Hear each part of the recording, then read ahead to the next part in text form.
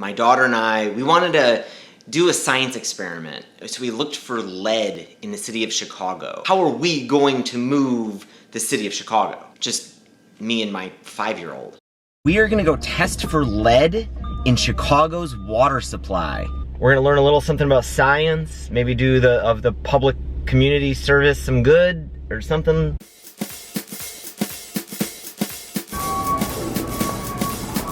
Going to the plumbing aisle. Here we go. All right, we've got two kinds. This one's expensive, this one's not so expensive, but I don't think this one tests for lead. I think the lead one is pricier.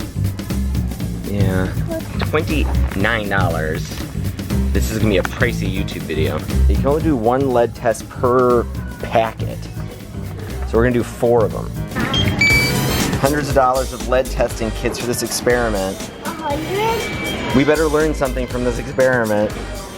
This one you can do at home. This should check it like instantaneously. There's some that you have to actually send into a lab. You have to buy the kit and then spend another $40 on the lab test. If we find lead in it, what happens? Well, so the 2 of us are gonna go out to some public water fountains in the city, 4 of them, and test for lead. If we find lead, hopefully we won't, but if we find lead, what happens? I don't know.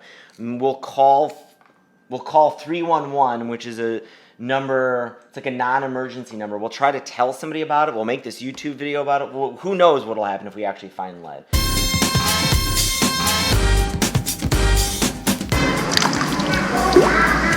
We're gonna keep them in a trusty field notes notebook. Number 1, conservatory. Check.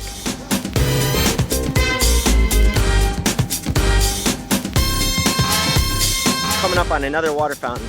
The funny thing is, there's actually a couple water fountains that don't work anymore here. They're capped. Like, they didn't even bother opening this water fountain this year. It might have been closed last year too.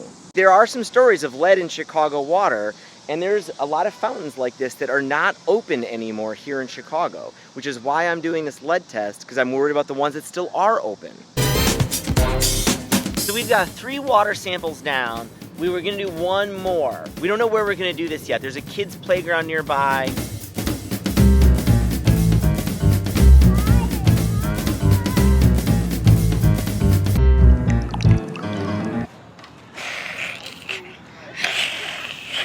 There you go. Go back home and test for lead.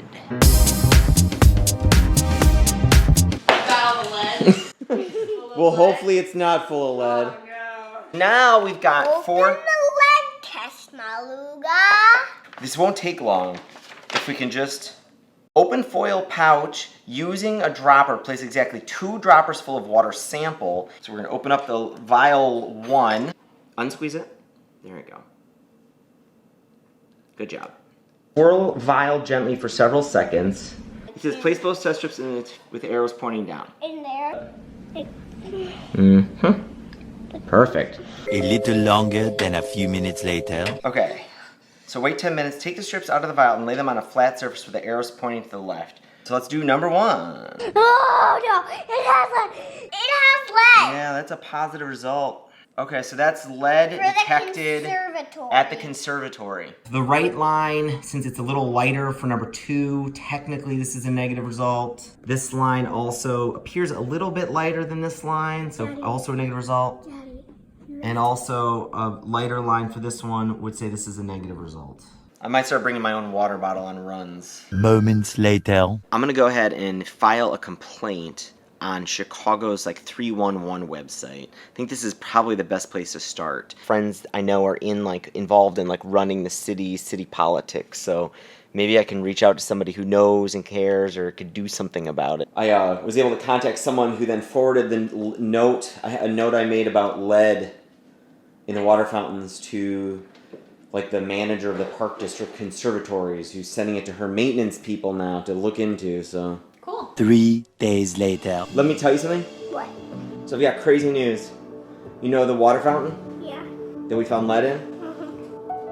I ran by there today.